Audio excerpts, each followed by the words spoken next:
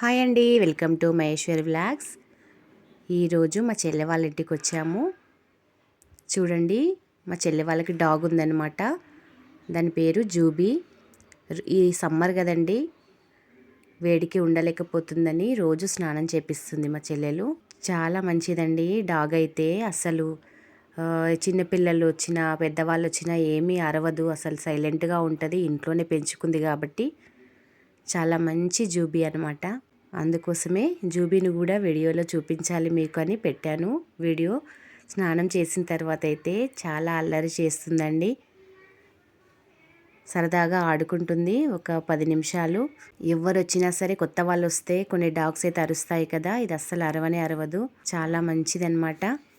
విశ్వాసం అంటే డాగ్స్దేనండి.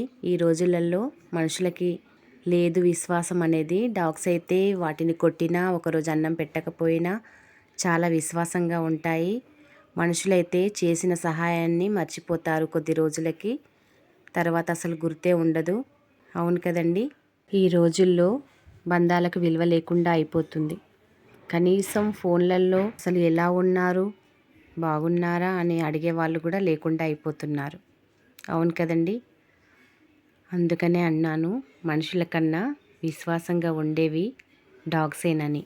మేము ఎందుకు వెళ్ళాము మా చెల్లె వాళ్ళ ఇంటికి అని అంటే, మా చిట్టి తల్లిది 8 మంత్ కంప్లీటెడ్ అయింది కాబట్టి వీడియో తీసుకొద్దామని, అలాగే చిట్టల్లిని చూసొద్దామని వెళ్ళాము. చూడండి, పింక్ డ్రెస్లో మా చిట్టల్లి అయితే రెడీ అయిపోయింది. 8 మంత్ కంప్లీట్ చేసుకుంది కాబట్టి వీడియో తీసాము. సింపుల్గా చిట్టి 2 పళ్ళు వచ్చాయి. అందుకోసమనే మేము డెకరేషన్ కూడా దంతంలాగా వేసామన్నమాట.